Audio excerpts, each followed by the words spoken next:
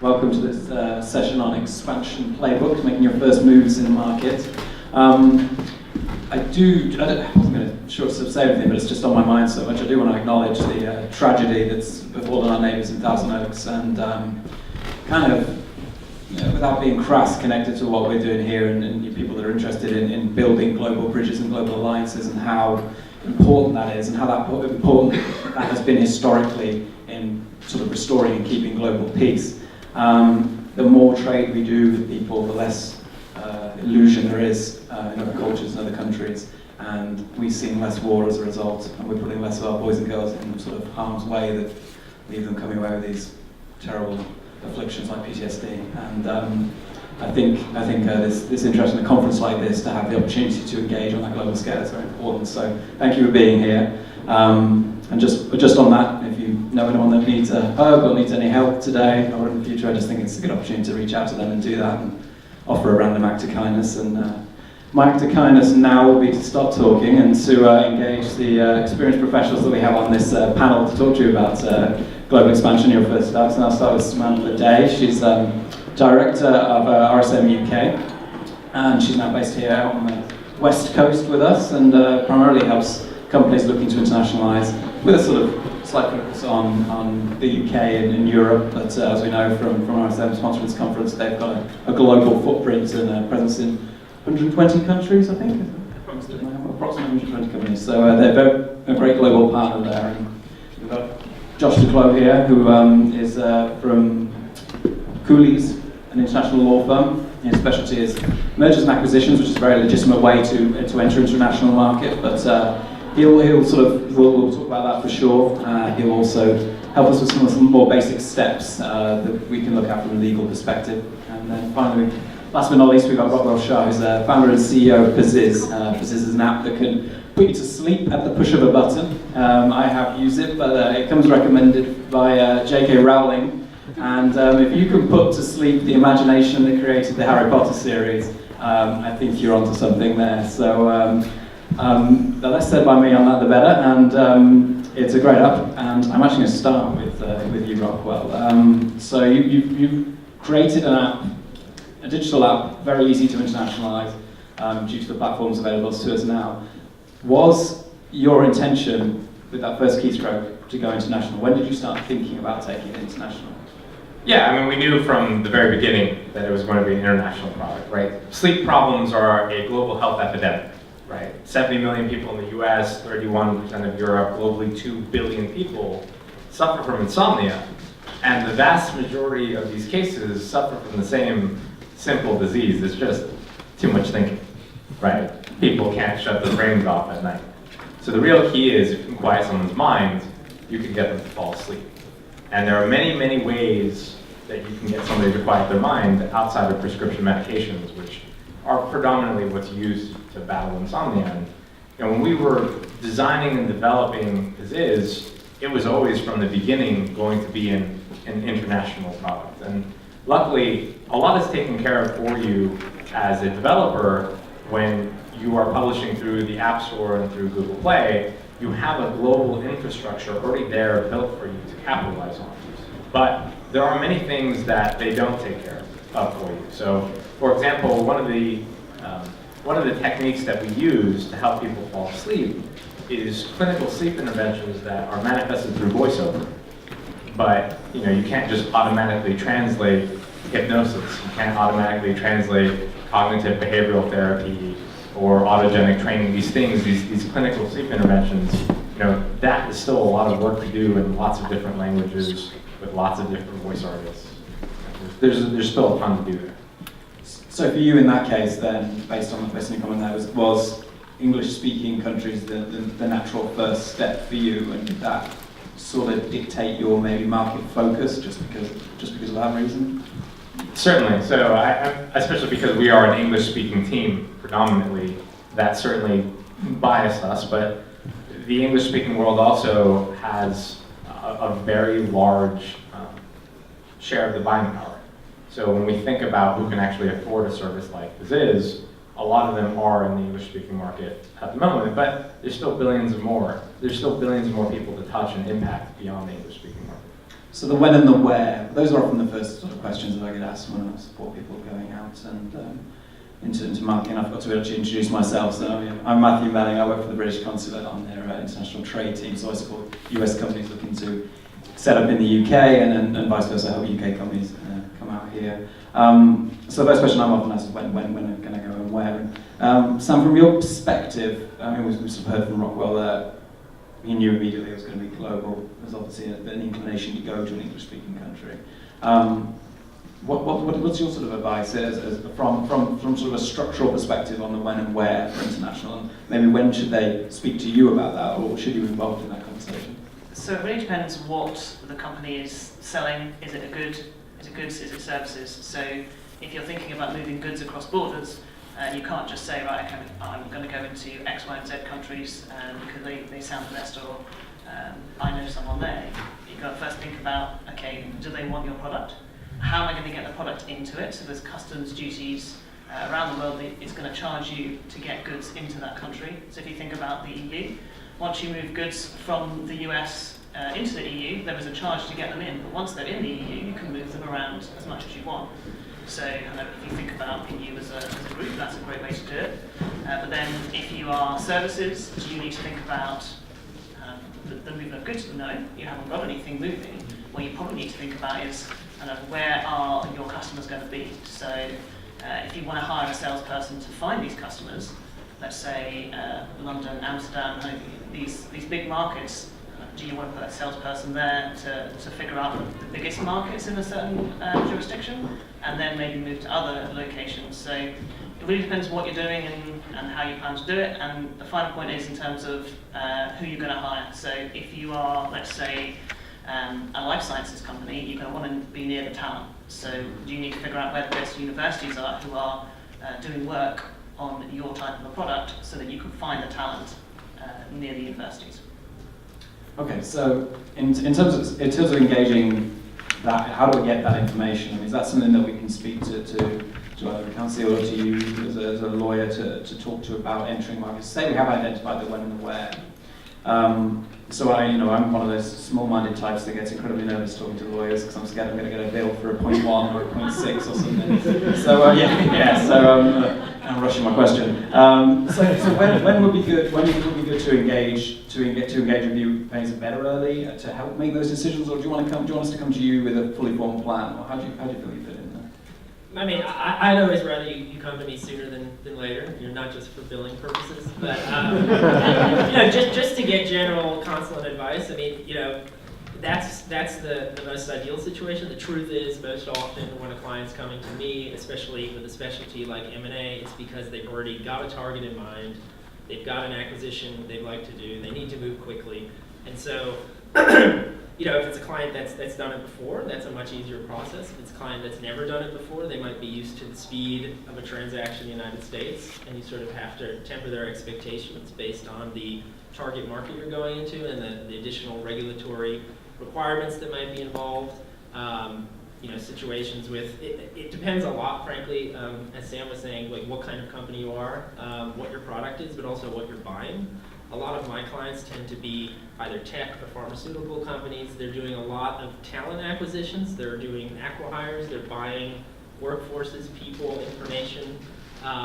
They might be buying also intellectual property, technology. Less often, but a different sort of play would be if you're buying a revenue stream, you're buying customers in another country. And depending on which of these sort of reasons you're falling into for an acquisition, you might have to do planning sooner rather than later.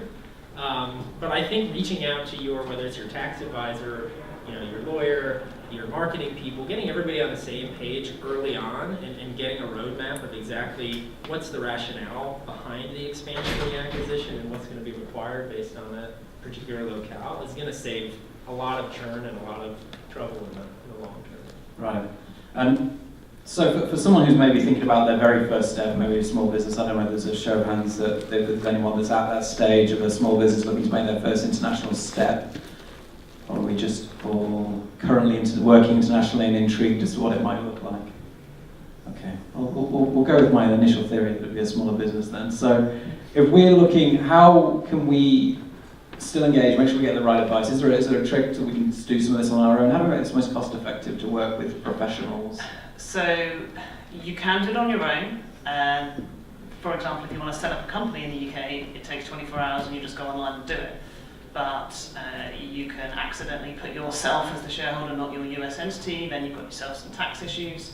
There's lots of things you can do yourself, but not because I'm an accountant and this is what I do, but you don't want to be making the mistakes that are going to cost your company money. So a very good example, which I would say 50% of my clients do before we talk to them, is they say, okay, I found a person, he's great, I've hired him yesterday, I've given him a US offer letter just because I had it, I've got him a WeWork because he's cool and he needs to be in that sort of environment, so I've got him a desk. So that was yesterday, and then they come to us and say, I probably need to do a payroll, something to do with tax, can you help us? Yeah, it would have been easier if we had the conversation slightly before the offer letter that is incorrect, because in the UK and Europe and further afield you actually need an employment contract. You need to have kind of a 10-page document that gives you all the T's and C's, and I'll let you talk about legal, but you can really mess it up if you give a European employee a US offer letter that doesn't cover UK legal aspects. You can get yourself in a right pickle if they don't work out. Other things with the WeWork, so you don't have a UK entity yet, so you've got it in the name of your US entity, but there's VAT in the UK. You haven't thought about that. That's 20% extra cost that you haven't budgeted that you can't get back because it's in the name of the US entity, not the UK entity that you haven't yet formed. So it's kind of, yeah, you can save yourself a lot of cost down the line by not making very, very small mistakes in the beginning. And Rocco, you've not been shy about just getting things done. I mean, that's sort of a theme of our conversations over the years. And sort of to Josh's points about these different reasons for going into markets. I mean, if you I don't know whether you're thinking about a new market to focus on with regards to localization or marketing or something for your business, but what would be your first, what is, just boots on the ground, what's your first thought when you're looking at getting into a new place? And whether that's around talent, whether that's around localization of your product, or how do you approach it, or how have you approached it, maybe? I mean, in the past, for the most part, we look at where our users are, what our users are requesting, right? We're very consumer, user-driven in terms of our decision-making, right? So we have users in 160 countries currently. I mean, millions of people from around the world. They have voices, and we listen to them, and they tell us where we need to go and how we need to get there. So we're lucky in that regards. But in my previous company that was medical software and B2B, it was much more complicated because we were working with healthcare systems, right? So the decision making was 360. You had to think about the technical infrastructure. Things like, we were doing patient engagement, so even things like supporting international addresses, international phone numbers, these were things that were not set up because we were so US focused at the time, and the US healthcare system focused, that you don't think about all of the places that you need to internationalize from both the technical infrastructure, not just a legal and accounting infrastructure, but your actual, your product, your back end, your front end, your messaging, your marketing. There's so much that can go into it, and it's actually one of the great things about doing a digital B2C business today, that so much of that can be handled for you through the infrastructures of distribution, right? But to answer your question directly, it's mostly user-driven. They tell us, I want Spanish, I want French, I want German, I want Russian. And you make it happen. You just said a lot of things, though, about localizing in a market, and it sounded quite terrifying when all said in one sentence like that. It is. Yeah. So are the resources that you've relied on, or people, or context, how have you got that information, the people that might be sort of hearing This is a that? free plug for you, Matt. There's this guy at the UK government office who's amazing. His name is Matthew Melly. Phenomenal guy. I was asking for a friend. I was hoping there would be an email. Thank you. Yeah, I was hoping there might be an email, a web, that you signed up to, or a website, or a magazine, or Matthew Melling at British Consulate, or But what is there? Is there any practical things that you found valuable? Yeah. So one of the probably obvious secrets is that many governments have dedicated business development offices, right? They want businesses to come to them and grow through their infrastructure. They want more jobs to their country, more revenue generated in their country, right? So you can reach out to them. They make their information known. They have public websites. You can go on there and you can reach out to them, and they are usually incredibly receptive to hearing you out and connecting you with all the people that you need in order to set up shop in that country and in that region. And even if you aren't sure that it's going to be the UK, you could say, right, well, I think Europe might be my next step. Obviously, UK is pretty big in Europe. You can go to the UK, France, Germany, and just say, sell me your country. That's half of their role. Like, I don't know if I want to go to the UK. You tell me what I can get. So, for example, could I have employment grants? So, I don't know. You tell me. So the DITs out there will give you the information you need to make the decision. So you get as much information, and from that, you can decide which is the best country and who can help you the best. I think that's an important point. It's not just, from an M&A perspective, you have a client that has a target, there's some kind of technology or people or something they want, but they don't necessarily sit and think in the long term, do I want to be present in Germany? Right? Do I want to be there for 10 years? Or do I want to try to buy this technology, buy this team, and bring it back to the US? And those are two very different ways of thinking globally. The one way is thinking, I'm going to be opportunistic globally and realize that there can be accretive assets all over the world that I want to target. But the other way is I can actually have a presence all over the world and operate my business and reach more customers. And I think the second is obviously much more complicated, and half of my job is really just connecting people to the right local resources as well, whether that's local counsel in that jurisdiction or tax advisors, to really think through these things in advance. I would say, for me, the biggest sort of vertical issues that come up very early and often are tax structuring issues that people just haven't thought through. The other are human, HR, employment, sort of communication issues for the long term that they haven't thought through, and then obviously there's a whole layer of sort of regulatory regimes that people might not be familiar with. But these are all, I always come at it as a lawyer from sort of the pitfalls and the potential negatives, but they're all really opportunities to learn about these new ways of doing business, these new legal structures, and to really expand your business through that. But again, I think the best thing to do, overall, is to reach out and find as many resources as possible in those local jurisdictions to learn as much as you can, including, if you're a business person, reaching out to others you might know in your community who've done business there. And that's the best indicator. How easy was it to operate in, the Ukraine? Did someone have horror stories, or is it, somewhere that's well known for, being an easy place to work? So. Yeah, there's a lot of attraction to global expansion. I think though that people underestimate the difficulties involved, or maybe not difficulties, but how long it will take. So for example, we often think about London as the capital of finance in the world, right?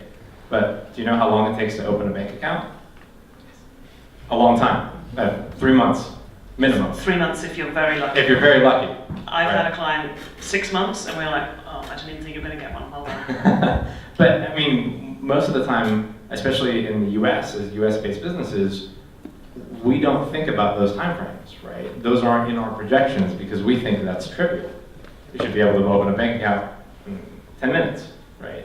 And the other thing is access to credit and capital, right? So the capital markets in the US are very well developed. You can get access to cheap credit fairly easily. The same is not true in many other places, even in fact in the UK, as I have found. Even just getting a corporate credit card is much more difficult in the UK than it is in the US. We're not very trusting. Yeah, especially with Americans apparently. So these are things to factor in, right? And we were joking about it at lunch. It's going to be easier than you think, but it's going to take longer than you expect, right?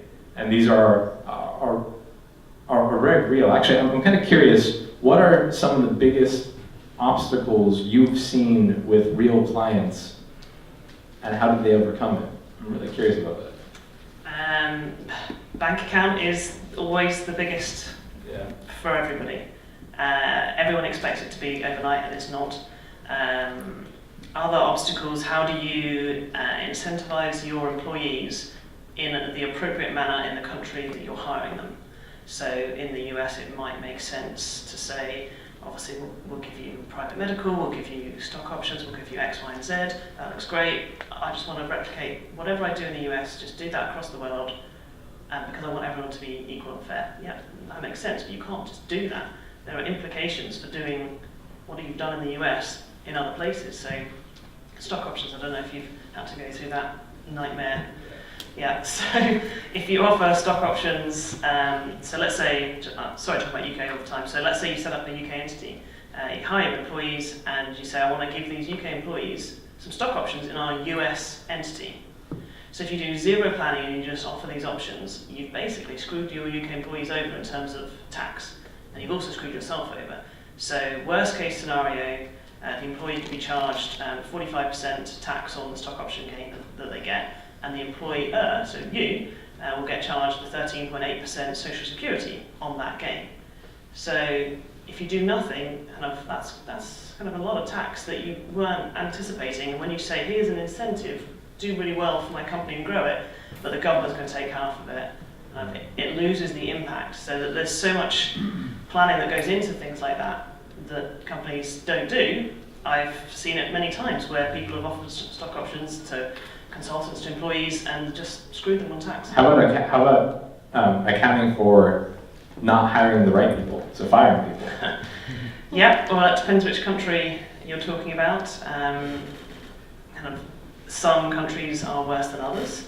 In the UK, once they've worked for you for 2 years, you're going to have to go through a pretty heavy HR process to get rid of them. It's got to be a pretty good reason, and it can't have anything to do with age, race, sex, anything like that. So it can be expensive if you do it in the wrong way. So if you accidentally say something wrong, they will sue you. In other countries, you can be liable to paying them a termination for a year after they've left. So that's a whole person's salary for a year that they're not doing any work. Yeah, I would say that HR issues always come up.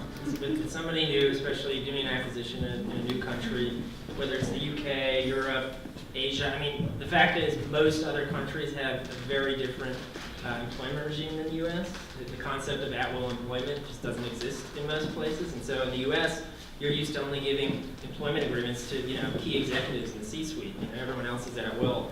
When you move into a foreign transaction, if you're in Germany, for example, I mean, you might be dealing with a works council. You might have very strict rules about how you can, change somebody's benefits or compensation. You might be trying to align it with what's going on in the U.S. so that you have, similarly situated employees being treated the same, but you actually can't do it, or can't do it on your timeline, or sort of with the kind of ease that you can do it in the U.S.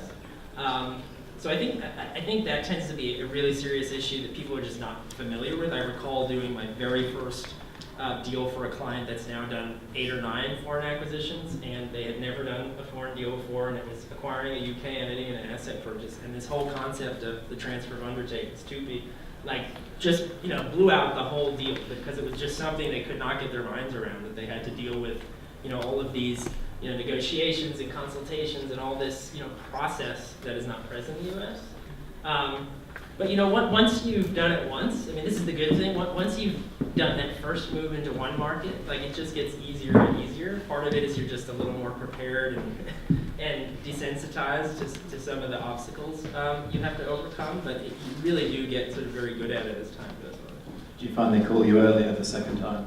Yeah, absolutely. I mean, I get a heads up, for example, when they're just, they're not even, considering maybe, distributing a letter of intent or something, whereas, in the past it might have been, we signed this thing, let's make it happen. So, definitely clients who've been through it more than once know to anticipate there might be issues and want to structure the deal from the get-go based around those issues, as opposed to, problem solving after that. I mean, it's funny we talk about the challenges of going global, so to speak.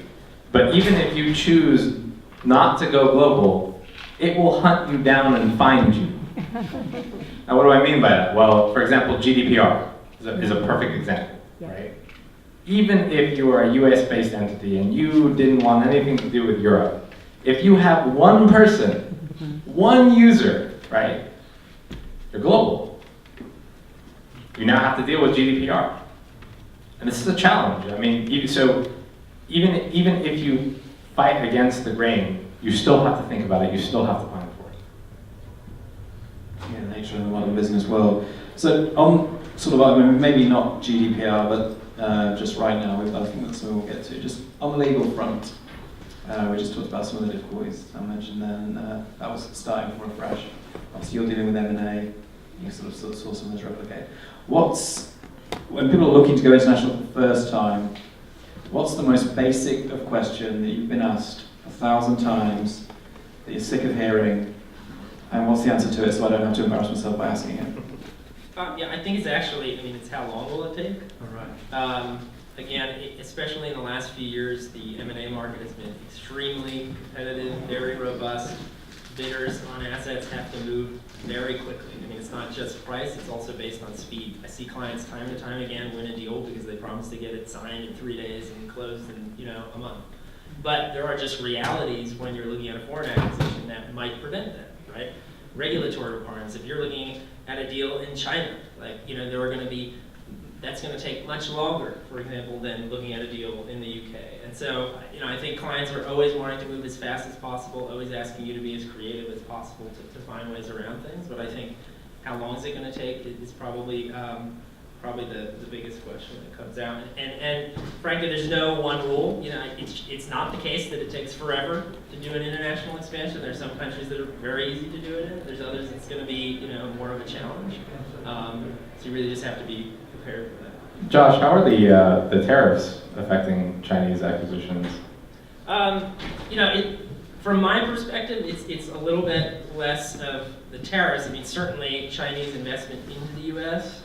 Chinese buyers, even with a lot of money, are at a competitive disadvantage right now because of regulatory requirements, particularly CFIUS, the Committee on Foreign Investment in the United States. Their new mandates are just really targeted at scrutinizing not just China, but any foreign investment in the U.S. and with a particular focus on China, and so that ends up putting them at a disadvantage because of the time. Even if you don't have a problem with CFIUS, you're going to look at a 30, 60, 90-day process. In terms of doing deals, the other side of it, frankly, that comes from China, right? If a buyer is going to do a deal in the U.S., there's all these steps they have to go through to get permission to actually move Chinese currency out, offshore into the U.S. So. Tariffs definitely, but I think it's just this competitive dynamic and this kind of the nonsense between the American and the Chinese government is really standing in the way of a lot of U.S. companies. Obviously, see China as a huge opportunity. A kind of evergreen space there that's available to them. But there are really a lot of regulatory hurdles that make that an attractive prospect for people right now, but again, there's a lot of money coming out of China, so people are still finding ways to make it happen. So I've also had clients that aren't selling in China, that they're not using it for a market like that, they're using it to manufacture or kind of get their goods from China. And I've had a client who has plans to completely change their trading model. At the moment it's a US company with a UK sub, and the goods move from China to US, kind of get finalised there, and then go off into the various markets. And they're like, well, we can't do that. We can't afford to bring the goods from China to US, so we're now going to move the manufacturing into Europe. So that's completely changed their plan. No. So what are some of the countries that it's now harder to do business in than 3 years ago? The UK, because of Brexit. But we'll figure it out eventually. Right now, the UK is still very attractive. It's just a little bit more difficult because you don't know what it's going to look like in less than 6 months' time now. What were we saying earlier? China is still very difficult. Iran? Yeah, Iran, Saudi Arabia, we're going to start seeing political effects on doing business in those countries. Well, I think from the U.S. perspective, there are, talk about just sort of falling into regulatory regimes without thinking about it, but, I've had clients that expand into the Middle East, into non-sanctioned countries, but they hire, for example, resellers of software technology that end up putting their products into sanctioned countries without them even knowing. They don't even have sort of the backup processes in place to know who their end users are. But that company has suddenly subjected itself to some pretty significant, potentially criminal sanctions because of that activity. And that sort of brings up a broader point on the regulatory piece, is that when you move out into other countries, the way of doing business in certain places is just so fundamentally different from the US, and different in a way that the US actually criminalizes. And so you've really got to be careful if you're expanding into those countries of putting in, first of all, understanding, what the rules are, Foreign Corrupt Practices Act, the Bribery Act, understanding sort of the do's and don'ts, but also really putting in place policies and procedures to allow you to monitor that and train people appropriately, while also actually getting business done in that place, right? Because a lot of places it is who you know. It is about sort of a, whose pocket you might be greasing. And for American companies subject to these potential sanctions, it's a tight rope to walk, and so you really want to be in close touch with people who have done. Again, I think the best thing ever is finding somebody else, whether it's in your business line or just some other business who's done business in that place, to understand from them how they've done it right, how they've done it while staying on the right side of international corruption laws, so that you can sort of leverage off of their experience. How often, Josh, how often have you seen white collar crime like that prosecuted? It happens a lot. Yeah. Yeah. I mean, more often than not, though, what happens is it's more often than not, it's not intentional, right? It's somebody went in too quickly, they weren't prepared, they didn't have the policies in place. In the process of doing a deal, for example, doing diligence on a deal, you uncover something, and then you can go through a voluntary disclosure process. You end up paying fines. Even then, though, there could be criminal sanctions. But more often than not, we see people sort of remediating it and correcting the problem. But there's still significant financial and potentially criminal impact that comes out of that. Mm-hmm. And if you've just got someone, as you've experienced, you mentioned earlier, you've just got someone buying a product, or they've sold a product in a country, you maybe weren't aware it's through a reseller or something. How could you mitigate that as because for many people that will be their first entry into a foreign market. How would you quickly remedy that or mitigate that risk? Well, the best thing again on the front end is, for example, like in the reseller scenario, have a system in place to know who your products are going to know who your end users are. Have systems in place to instruct your distributors and resellers what they can and can't do and where they can and can't sell into. But through having those monitoring systems in place, you'll catch something like that sooner rather than later. And frankly, small minor infractions, if you go through a voluntary disclosure, like it's going to be a slap on the wrist. It's really what happens is, you're the manager, let's say, you're the CEO, you're the leader, like you're not aware of this stuff. Right? You have a team on the ground who's supposed to be aware. You have to make sure that those team members are incentivized to find those issues and raise them fast and quickly and early and often. Otherwise, what ends up happening in the worst case scenarios is once you get in and you uncover everything that's been going on, it turns out your people, your managers on the ground in whatever country or whatever region sort of were aware of something. There's email traffic. Whether it was sort of bad faith or not, they kind of thought maybe something was wrong, but they weren't sure. They needed to meet sales metrics, and that's when it gets worse. So the best thing is, again, expanding into a foreign place. You can't be the person on the ground who knows everything, but you really have to put a team on the ground and have an understanding of what's happening so that you catch things like that. Really. But then when you put a team on the ground, they're not necessarily from your country. They don't necessarily have your kind of background, ethics, and culture. How do you make sure that the people you've hired are integrated into, if you're a US HQ, kind of how the US do it, how your company does it, how you want it to be done? How do you make sure that happens? That's a good question. I mean, what I see is clients who go in, and I think that the previous speaker we heard on the last panel was kind of talking about that. You have some clients who go in and they make an acquisition in a foreign country, and then they sort of want to quickly and sort of with a very broad brush, change the culture there to match the culture of the U.S. company. You have others who, frankly, are probably more successful at international acquisitions, who are very sensitive to how business is done locally, what the local culture, what the sort of historic culture of that company you're acquiring is, and you have a much sort of longer lead time on aligning the cultures. I mean, there's no perfect answer, I don't think, but I think the best people are those who go in and they're aware that you really can't just overnight completely change how business is done somewhere or how an organization operates that you've acquired. Also, frankly, if you're a U.S. entity that's expanding overseas, people do, in certain countries, tend to take a negative view of a U.S. acquirer coming in. They might be afraid you're going to, even with protective employment laws, that you're going to lay people off, that you're going to change things, you're going to make them work harder. There's a lot of this public perception outside of the U.S. of the way business is done in the U.S., and I think it behooves someone expanding who wants to be successful to go in and, assure people that's not the case, right? I mean, you're acquiring that company, you're expanding into that area because you want to understand and learn about and leverage upon their success, as opposed to, just make them conform with everything you might be doing back home.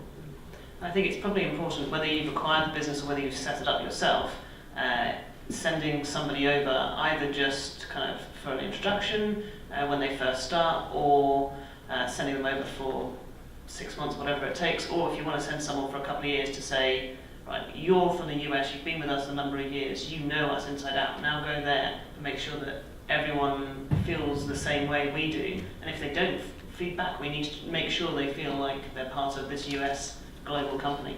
Yeah, I've seen that tactic used to great effect many times. I mean, Rockwell, you've got a very remote team and in a number of countries. How do you manage that communication and keeping employees like they feel part of the culture?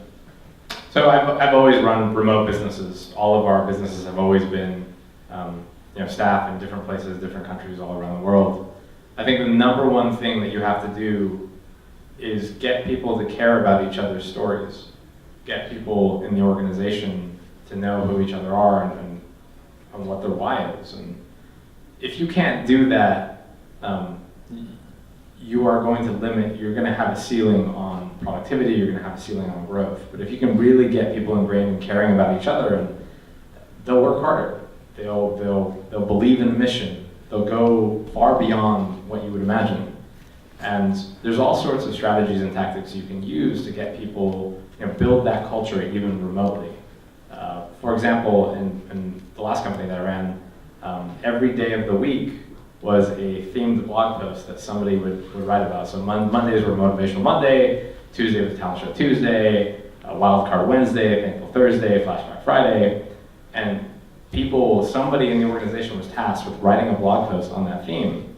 And we found out that we actually had 3 semi-professional magicians on staff. We had no idea, but on Talent Show Tuesday, somebody was doing a magic trick. And we had lots of musicians, we had a couple of artists, and people, the more you get to learn about another person, the more you start caring about their story, right? And that's, you got to remove those barriers from being strangers. Yeah, that sort of was the point I was trying to make a lot less eloquently earlier. Building that compassion and building that companionship that we should feel we're all the same inhabitants on this globe. So yeah, I really like that. We've got about 10 minutes left, so I wonder if there's any questions anyone wants to ask this illustrious panel while we're all sat here. Yes. So I have a question. I know we've talked a lot about examples in Asia and Europe. Do you have any examples of companies that you work with in Latin America, and what are the challenges they had in kind of merging and acquiring companies? So probably Brazil is the first that I've come across and would be the biggest stories that we see coming out of there. Trading in Brazil is very difficult. They don't like foreigners coming in or money of theirs going out. So if you set up an entity there and you want to have a supplier that's not from Brazil, they tax you on that. So Brazil is just one of those countries you need to ask a hell of a lot of questions from the right people before you even think about it, because you can't afford to have these taxes put on that you didn't know about, and it would just wipe your profit out, and it becomes the whole thing becomes pointless of going there in the first place. I don't know if you've got any other... Yeah, no, so a lot of clients, actually more often we're working with Brazilian clients trying to raise money in the United States, and so it's structuring investment vehicles around that to be tax advantageous. I've actually, dealing right now with a Brazilian company trying to merge with a Mexican company. It's, for me at least, a whole new experience. I'm much more used to dealing in Europe, obviously, in Asia, but I think, now people really actually are, turning an eye, at least, again, I work with a lot of tech companies, a lot of startups, and they really are looking aggressively into Latin America. And so, I think you'll probably start to see more and more of that and start to sort of, I think over time, again, in Europe, even though there's a lot of obstacles, there's sort of a playbook to go by now, right? Nobody's reinventing the wheel. And I think as more investment from the US goes in, especially again, in just investment in Brazilian companies, you'll start to see that same sort of relationship and playbook develop and start to have sort of the ease of that, cross-border expansion activity, come out over time. From a product perspective, you have to think about internet connectivity differences, at least for us, right? You have to think about the phone specification differences. Many of the people don't have as powerful flagship phones down there as they do in America. There's also a lot of dialect differences. So you can't just have Spanish and then think that's going to work in all the Latin American countries. They won't find necessarily certain dialects relaxing. It'll be jarring. Kind of like how the French treat the French Canadians, actually. That's true. That's a great question. Thank you very much. Thank you. Anyone else got that? Yeah. My question's for Josh. I was just wondering, have you noticed a trend of more M&A activity as opposed to joint ventures in the international market? And if so, why do you think that is? And is there certain advantages to M&A versus going into a country with a joint venture in mind? Yeah, I think it really depends. I see a lot of joint ventures in China, for example. But I do, M&A it depends on the investment really and the investment thesis, but M&A tends to be just, more straightforward and easier to understand, I think, for companies. And I think as more sort of, barriers are broken, companies are all more willing to do international M&A. It's also, again, because of the hot M&A market, like companies just have to look outside the US for accretive assets, right? Companies, in the last few years, they have to do M&A. They have to do M&A because they can't reach the organic growth that they need to be competitive and please investors. And so I think there's been a lot more cross-border M&A for that reason. I think China is a different story, and I think we see more joint ventures in there just because it tends to get around the regulatory burdens a little more. Similarly in India. But again, I think it really depends on what the investment is, what the thesis is, as opposed to sort of structuring it specifically as a JV versus M&A, for regulatory issues. Yeah, thanks for that. Anyone else? Probably got time for one more. I have a question if nobody else does. Nobody? Going once. All right. What was an example of one of the most horrible expansions you've ever seen, and what went wrong? It's a hybrid, horrible. Terrible. So this is not horrible and terrible, but we didn't talk a lot about like intellectual property, but I had a client that expanded themselves through an acqui-hire into the Ukraine, and didn't really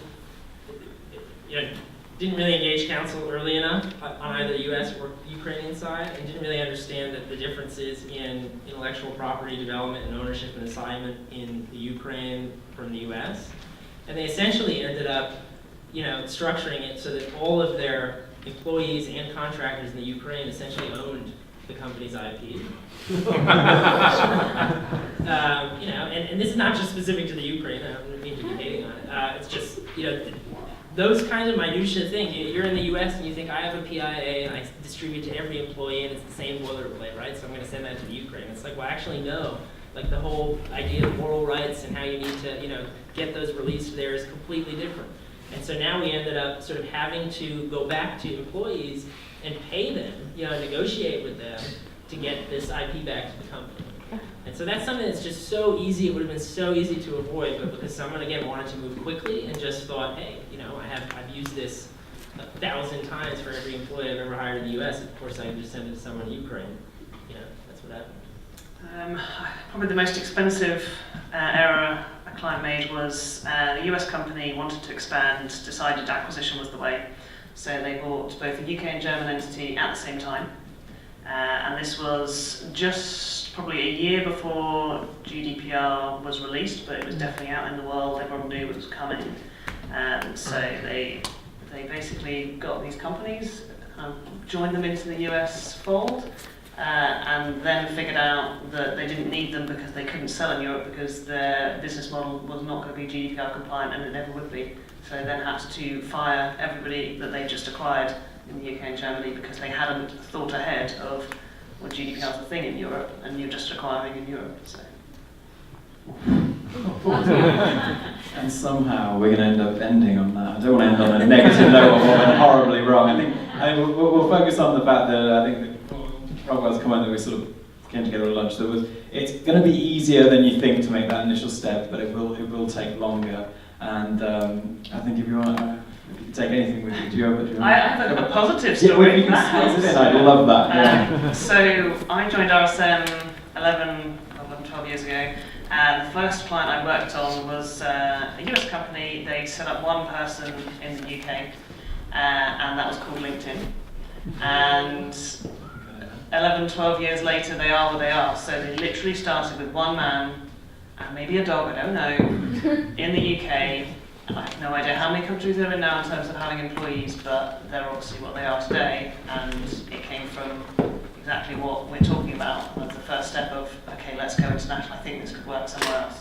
You know, one other thing worth mentioning, I think, and again, picking up from the panelists we heard just before this, there's a lot of emphasis in the business community on diversity and inclusion, and we're obviously talking about expanding in international markets for pure sort of top line business purposes, but there's a real benefit, I think, to be made from expanding internationally and having U.S. employees go wherever you've expanded, having those employees come to the U.S. and creating that kind of experience for people that gives them an insight into being different, being diverse. I, for example, spent time in the U.S. office of, in the London office of a U.S. law firm, right? And even that small bit of diversity of being sort of the other in another country, I think is really benefits someone personally, but also will benefit your organization. If you don't have access to diversity in other ways, I think it's an incredible way to create that asset in people. So I think just something to keep in mind. Yeah, thank you. So that's it. I think take that first step: kindness, compassion, touch of capitalism, and good luck to you. Thanks very much.